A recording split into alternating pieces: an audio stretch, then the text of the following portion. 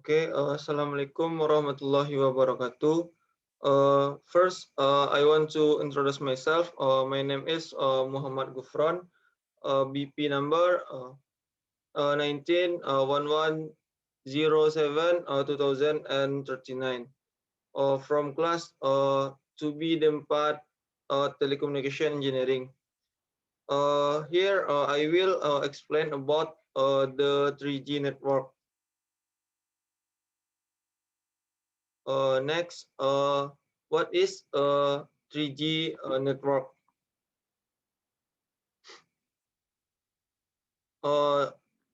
3G network is established by the International Telecommunication Union, which was adopted from EMT 2000 to be applied to cellular telephone network. This term in generally used to refer to the development of the third version of wireless telephone technology. So, 3G telephone user can have instant access to the internet with a bandwidth of up to 384 kilobytes per second. When the device is stationary or moving as fast as a pedestrian.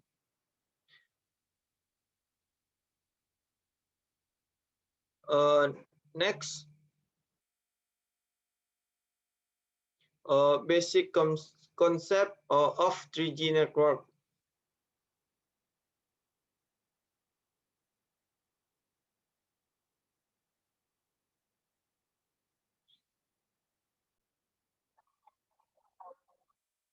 Next, basic concept of 3G network.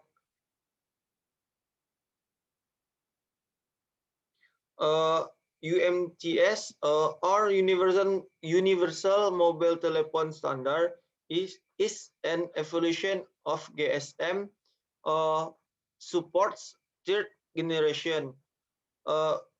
UMTS use we WCDMA access technology with the DS WCDM with WCDMA system. There are two modes used in WCDMA, namely the first using FDD or frequency division duplex, and secondly by using TDD, time division duplex.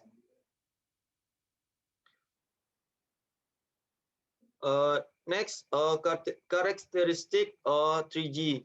First, UMTS. The 3G system standard used in Indonesia is WCDMA, where this technology allows data speed of up to 384 kbps.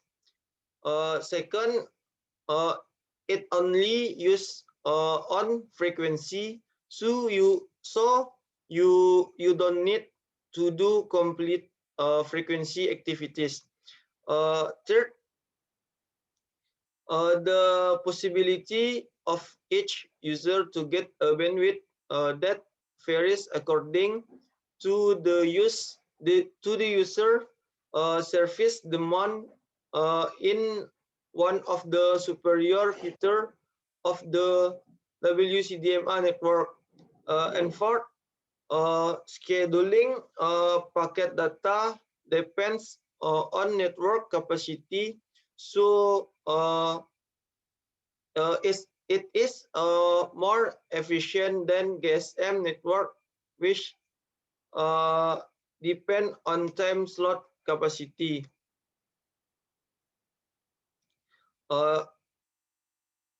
Architecture 3G.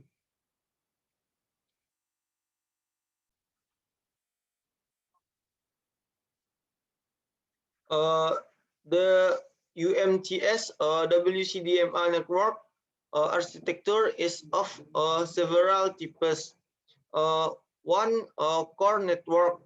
Two, access network. Three,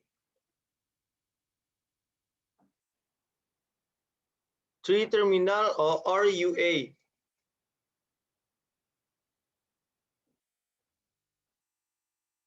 One, core network.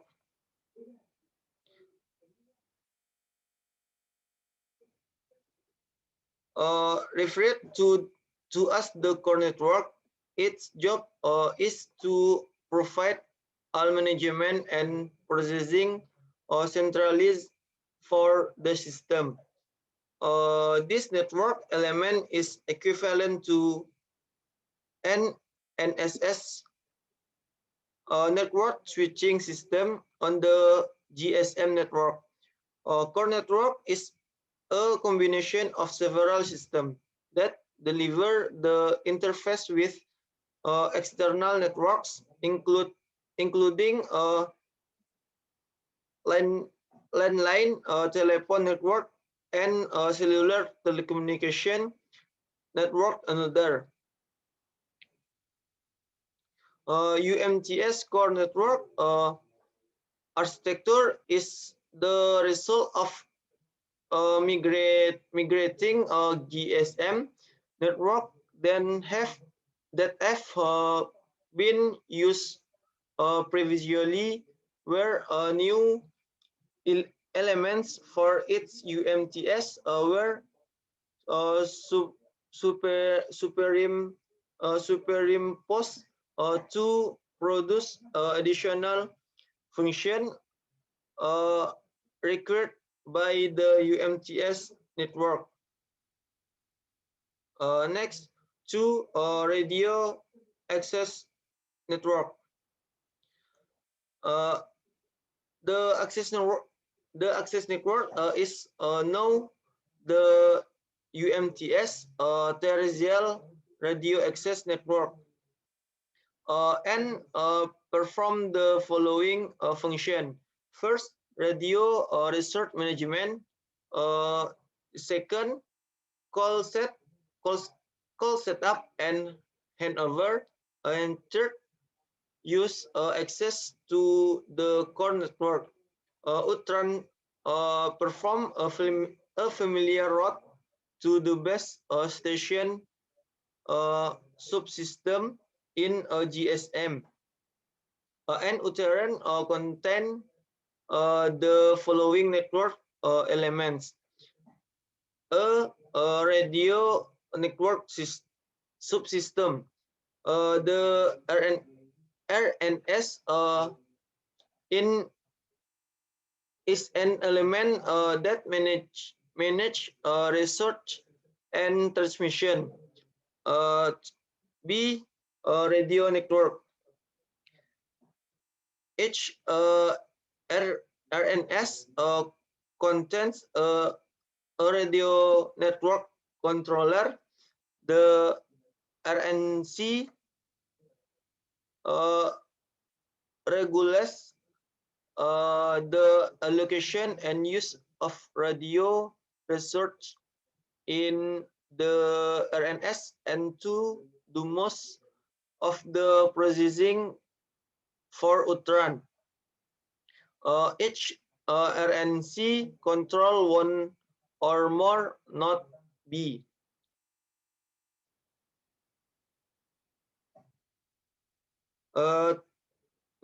Next, three terminal or UA. Use user equipment or UE is the name associated with the mobile terminal from connected to the network. The mobile the mobile terminal requires a UMTS card. The UA can have a different size, but all mobile terminal must be able to support standard and the SOM protocol. If a mobile terminal is designed to work on a UMTS system, it must be able to communicate with a mobile terminal using a 2G system.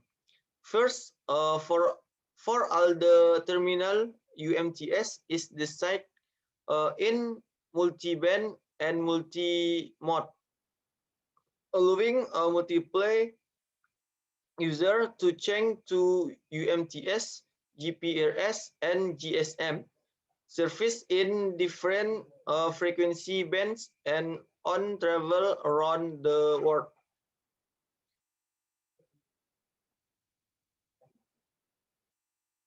Next,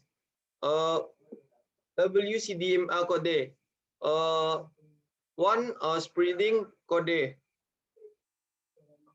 Spreading code is also known as code from channelization because the spreading code is used on the uplink side to differentiate between control signal and data signal for one user.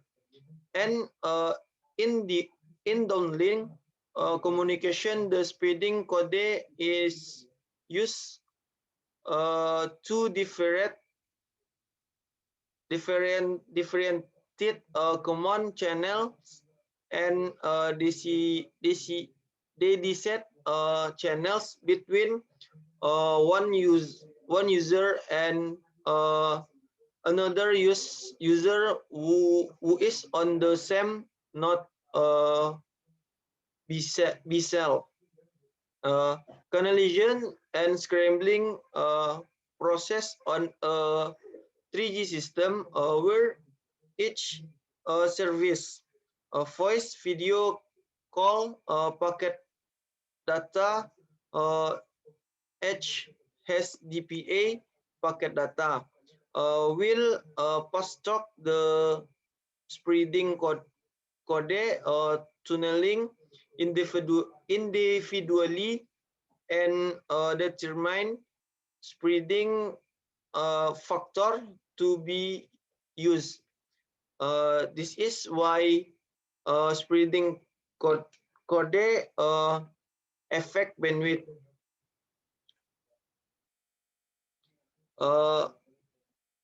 To scrambling code.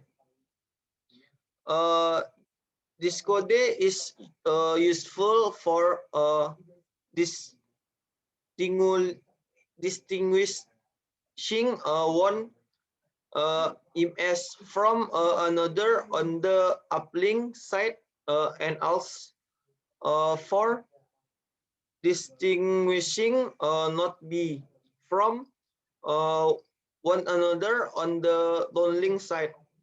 This process does not reduce bandwidth. It only differentiates signal from different source. Okay, thanks. This my presentation. Assalamualaikum warahmatullahi wabarakatuh.